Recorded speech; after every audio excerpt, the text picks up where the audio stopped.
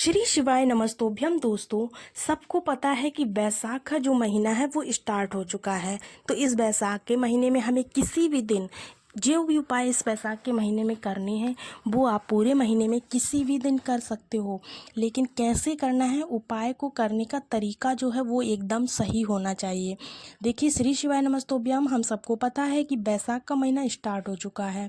और आप लोगों ने अगर पूज्य गुरुदेव की कथा में सुनी होगी ये चीज़ कि बैसाख के महीने में मिट्टी के पात्र से अगर हम महादेव के शिवलिंग के ऊपर पूरे महीने जल चढ़ाते हैं तो हमें उसका पूरा पूरा फल मिलता है। दोस्तों, बैसाख का महीना बहुत ही ज़्यादा पवित्र माना जाता है और आप सभी को मिट्टी के पात्र का जो जल है, इस उपाय को कैसे करना है कैसे नहीं करना है, सारा का सारा आपको इस वीडियो में समझाएंगे।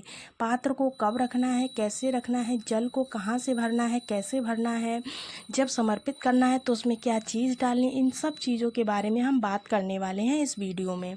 देखिएगा, मिट्टी के बर्तन के अंदर का जो जल होगा उसे लोटे में गिरा करके तब चढ़ाएंगे या फिर नहीं ऐसे चढ़ाएंगे, डायरेक्ट मिट्टी के बर्तन से चढ़ाएंगे, सारी बातें हम करने वाले हैं वीडियो में। तो वीडियो को पूरा देखिएगा। देखिए, सबसे पहले आपको बता दें, आपको लेना है एक मिट्टी का पात्र। ज़रूरी नहीं है कि जो मटका आता है मटका ही हो, मिट्टी का कोई भी पात्र आप ले सकते हो। ज़रूरी नहीं है कि जो मटका टाइप आता है जो घर में हम लोग रखते हैं वो हो, या फिर नया हो या फिर पुराना, ऐसा कुछ भी नहीं है। आपके पास नया हो तो नया ले सकते हो, लेकिन अगर आपके पास पुराना रखा है तो आप उसको धुल करके उसी का यूज़ कर सकते हो। करना क्या है, आपको मिट्टी का पात्र लेना है। अपने घर से जो जल आपके घर में होता है ना, उसको रात भर भर करके आपको रख देना है।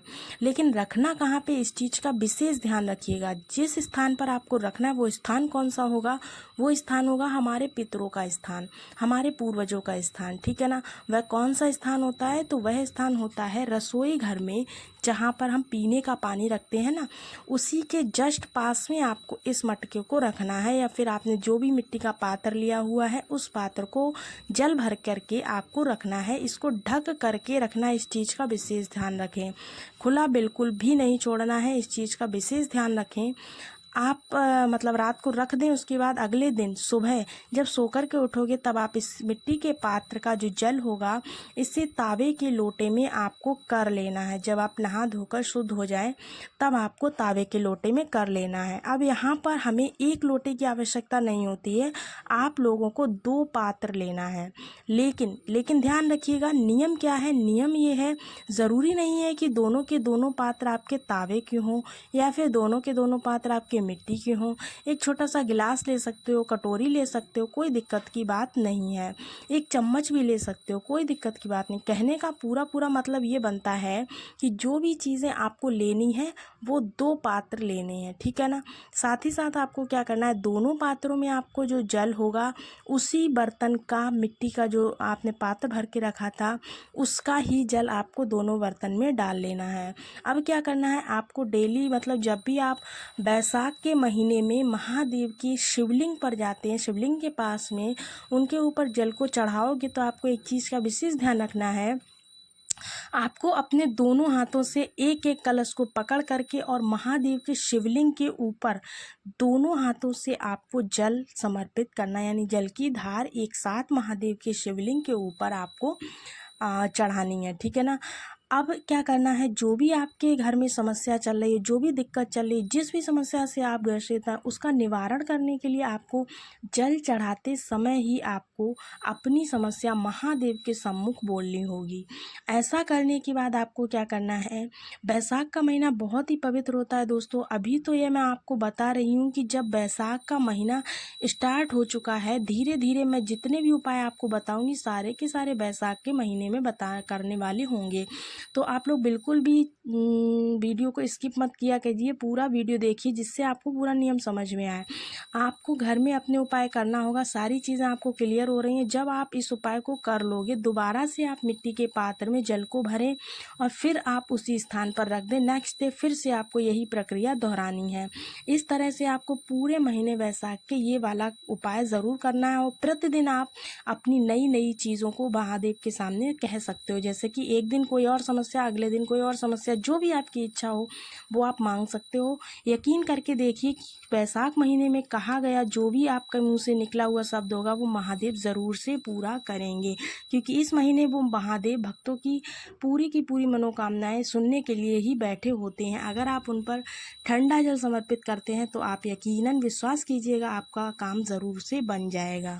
होप सो आपको पहला उपाय अच्छे से समझ में आया होगा। बढ़ते हैं आज के दूसरे उपाय की तरफ। दूसरा जो उपाय है वो बैसाख के महीने में आपको करना है। मैं आपको पहले ही बता दूं कि ज़रूरी नहीं है कि आपको यह उपाय मैंने बताया है तो बैसाख के पहले ही दिन करना, ऐसा कुछ नहीं है। आप पूरे महीने में किसी भी दिन कर सकते हो ये जो दूसरा वाला उपाय। अगर आपने अभी शुरू के दिनों में उपाय को नहीं भी किया कोई दिक्कत नहीं, जो दिन निकल गए निकल गए। अब आप इस उन लोगों के लिए है जिसके घर में कोई भी रोग बीमारी बहुत ज़्यादा बनी रहती है, बिल्कुल भी हटने का नाम नहीं ले रही है। आज के टाइम पर तो हर घर में देखिए बीमारी मिलती ही मिलती है। कितने भी लोग हो ना कोई बीमारी से ग्रसित जरूर होते हैं। तो आपको इस उपाय को करना है। आपको चावल के दाने लेने हैं। कितने लेने हैं? तो 7 चावल के दाने संख्या में लेने हैं। गिन करके आपको 7 लेने हैं। ध्यान रखिएगा चावल का दाना कहीं से भी टूटा ना हो, इस चीज़ का विशेष ध्यान रखिए। महादेव के शिवलिंग के ऊपर आपको इस उपाय को करना, इसीलिए चावल का दाना खंडित नहीं लेना है, ठीक है ना। इस चीज़ का ध्यान रखिए। उसके बाद में आपको लेने होंगे क्या? मूंग, जो सजी वाली मूंग आती है ना, दाल वाली नहीं, सजी वाली मूंग। बैसाख के महीने में महादेव की प्रिय चीज़ है वो होती है हरा मूंग, जो होता है ना हरे मूंग के दाने। लेकिन गलतियां करते हैं आप लोग। जब भी मैं अक्सर मंदिर में जाती हूँ तो देखती हूँ कि लोग मूंग की दाल चढ़ा देते हैं। मूंग की दाल नहीं चढ़ानी है, मूंग का दाना ही चढ़ाना है। इस चीज़ का विशेष ध्यान रखिएगा दोस्तों। आप पूजा पाठ में कुछ मत चढ़ाओ, महादेव को सब कुछ चलेगा, लेकिन उनको कभी भी कोई भी खंडित चीज़ मत चढ़ाओ, टूटी चीज़ नहीं चढ़ाना चाहिए। इस चीज़ का विशेष ध्यान रखिएगा। भले ही आपके पास नहीं है तो मत चढ़ाओ, लेकिन टूटा मत चढ़ाइएगा, ठीक है ना। चलिए बढ़ते हैं उपाय की तरफ। क्या करना है आपको? एक दाना चावल भी आप अच्छे से चढ़ा सकते हो, लेकिन टूटा मत चढ़ाना, इस चीज़ का ध्यान रखिएगा। अब आपको क्या करना है देखिएगा दोस्तों, आपने चावल ले लिया, मूंग का दाना ले लिया, साथ ही साथ आपको क्या करना है, लेना है बेलपत्र। क्या लेना है? सबसे प्रिय होती है महादेव को वो है बेलपत्र। बेलपत्र लेनी है। अब बात आती है बेलपत्र कितनी लेनी है, तो एक बेलपत्र लेनी है आपको। जब भी पूरे बैसाख के महीने में आपको टाइम मिले तब आप इस उपाय को कर सकते हैं, कोई दिक्कत की बात नहीं है। जो मैंने आप लोगों को बताया है बेलपत्र, और जो मैंने चावल के 7 दाने बताए हैं, और साथ ही साथ मैंने आपको क्या चीज़ बताई है, लाल चंदन आपको लेना है। क्या लेना है? लाल चंदन। लाल चंदन ले लीजिए। करना क्या है देखिए, जो लाल चंदन आपने लिया है उसको बेलपत्र की बीच वाली पत्ती पर पूरा का पूरा पत्ता आपको रेड कलर का कर देना है। मतलब कि पूरा चंदन जो है लाल कलर की बीच वाली पत्ती पर आपको लगा देना है। साथ ही साथ आपको क्या करना होगा दोस्तों, देखिएगा नीचे के दो छोटे छोटे पत्ते रह जाते हैं बेलपत्र के, इन पर आपको क्या लगाना है, तो आपको इन पर पीला चंदन लगाना होगा। अगर पीला चंदन नहीं है तो आप कोई दिक्कत की बात नहीं है, नहीं लगाएं तो छोड़ भी सकते हैं, वैसे लगा दे तो ज़्यादा अच्छा है। सब कुछ करने के बाद आप लोगों को क्या करना है, चावल के जो 7 दाने मैंने बताए थे, जिस पत्ते पे आपने लाल चंदन लगाया है उस पत्ते पर आपको 7 के साथों चावल के दाने चिपका देने हैं। अच्छे तरीके से चिपका दीजिए, लाइन वाइज लाइन आप चिपका सकते हैं। उसके साथ में आपको क्या करना है दोस्तों, जब चिपकाओगे तो देखते हैं कितना सुंदर सा बेलपत्र लगने लगेगा आपका। जब आप इस बेलपत्र को उठाएंगे तो ध्यान रखना है, पहुंचेंगे महादेव के मंदिर में शिवलिंग के पास में।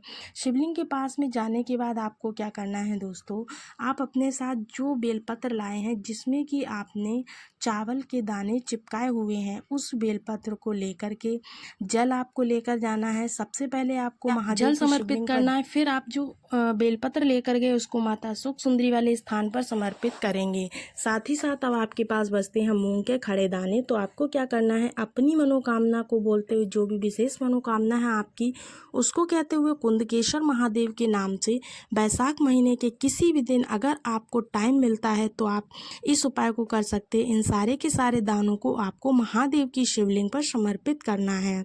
यकीन मानिए घर में जो भी रोगी व्यक्ति होगा, जिसकी भी बीमारी ठीक नहीं हो पा रही है, वो बीमार व्यक्ति एकदम से धीरे धीरे ठीक होने लगेगा।